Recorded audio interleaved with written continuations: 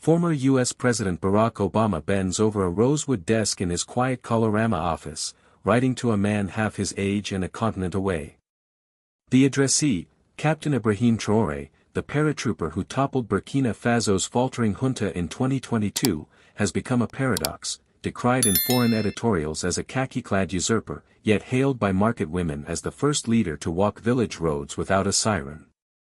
Obama's letter, penned on heavy cotton stationery, acknowledges that paradox.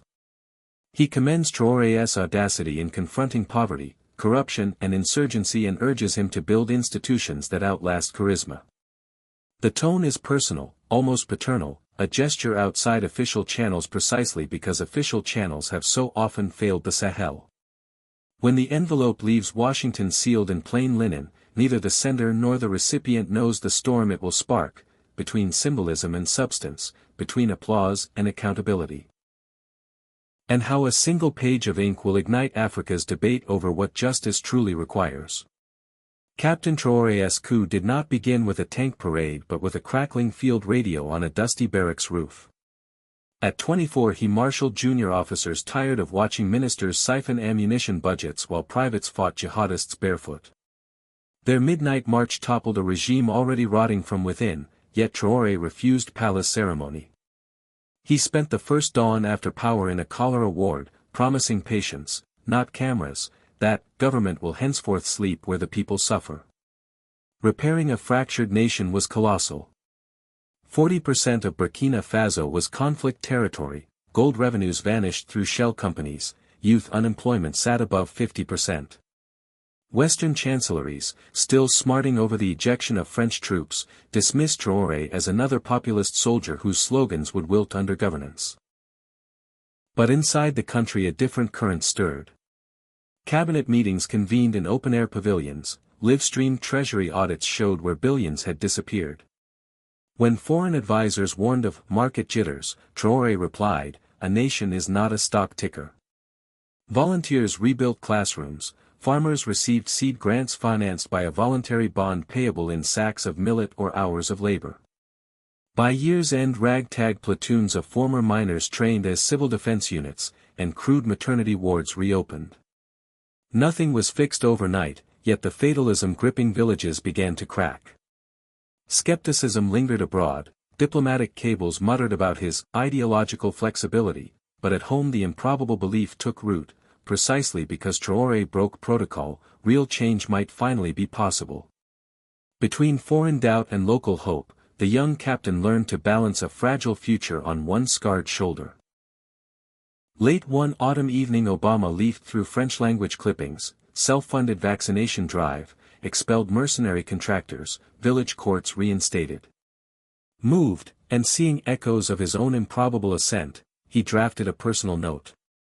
Addressing Traoré as "Captain," he praised courage, warned of power's temptations, and wrote in a postscript, "Integrity is armor no coup can penetrate." He resisted routing the letter through the State Department. Bureaucracy would blunt candor, this had to be human. Advisors worried, what if Traoré weaponized the message? Obama accepted the risk, adding a margin note, "Your fiercest critics may become your best mirrors." A second sheet listed African professionals who had steered post-conflict rebuilds without foreign tutelage. Sealed and dispatched by trusted courier, the envelope left Dulles under winter rain, carrying an audacious hope that unmediated words might plant a sturdier seed than any sanction or summit communiqué. Traoré opened the envelope after a dawn visit to a displacement camp where mothers traded wedding rings for antibiotics.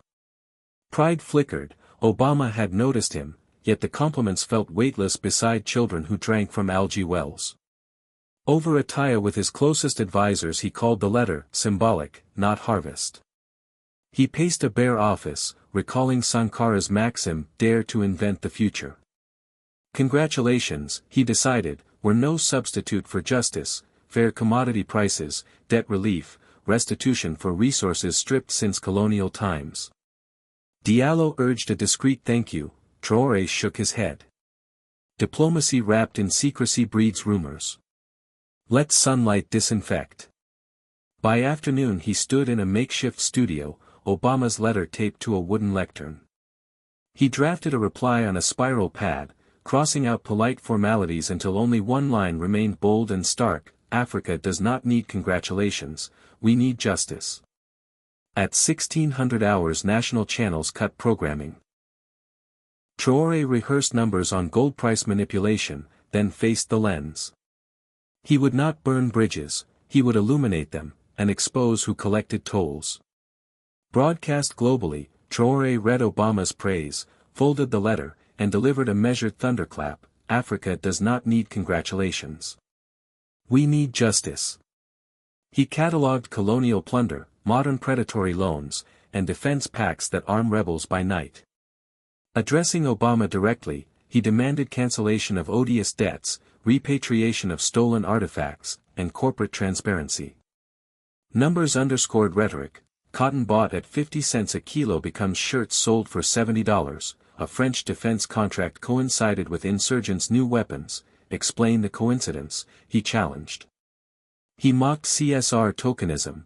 20 company-built classrooms against profits that could fund 140,000, and offer genuine partnership terms: research stations, universities, veterans exchanges, all majority African-owned. Hashtag justice not congrats exploded. African bars erupted in cheers while Western analysts split: visionary or firebrand? Traoré sealed Obama's letter with red wax, vowing the seal would only break when Africa's share of its riches matched its share of its grief. Off-air, an aide whispered, "You flung a stone at Goliath." Traoré answered, "Then let the echoes rally the slings." Within hours WhatsApp voice notes crackled through rural compounds, TikTok dancers punctuated "justice" with fist thrusts, Twitter/X logged 1 million mentions. African murals, radio reruns, and streaming dashboards turned the speech into civic chorus. Western pundits split, progressives hailed overdue candor, conservatives warned of investment risk. Markets jittered, commodity traders phoned Ouagadougou, and the Burkinabe government replied, "Contracts honoring dignity will be honored." In Paris and Washington crisis meetings juggled whether Traoré heralded a Mandela or a Chavez moment. The African Union considered placing resource justice on its next agenda. Civil society petitions flooded inboxes. Opposition parties recalibrated, religious leaders parsed morality versus hubris, volunteer translators pushed subtitles worldwide. Reynolds Industries, singled out, activated rapid reputation response, but drone footage of barren fields beside its plantations undercut press releases. Across divisions of tribe, creed and soccer allegiance, Africans felt a shared nerve finally verbalized. Critics questioned feasibility: could rhetoric match budgets? Yet even skepticism proved the speech had awakened debate long anesthetized by despair. Bond subscriptions tripled overnight, coins becoming ballots of belief.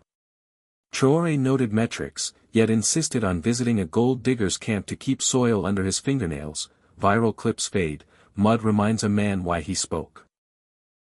At Geneva's Global Resource Equity Forum, billionaire Hal Reynolds mocked Traoré's campfire stories, brandishing slides of job creation graphs.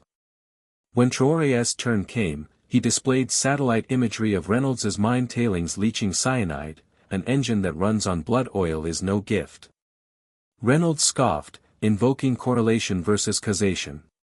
Traoré countered with peer-reviewed hydrology studies and revealed he'd auctioned the firm's private jet landing rights to fund water filters. Reynolds boasted of 20 charity classrooms. Traoré calculated they equaled 0.014% of the company's profit capacity, a rounding error disguised as benevolence. The hall erupted. Traoré's closing shot: the era when Africa whispered grievances is over. From now on, we itemize them, in invoices. Reynolds stared at spreadsheets that suddenly looked like arrears.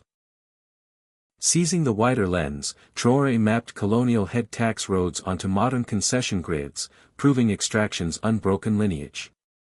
Comparative advantage arguments crumbled under his data, showing every dollar of mineral profit returned just 17 cents via aid.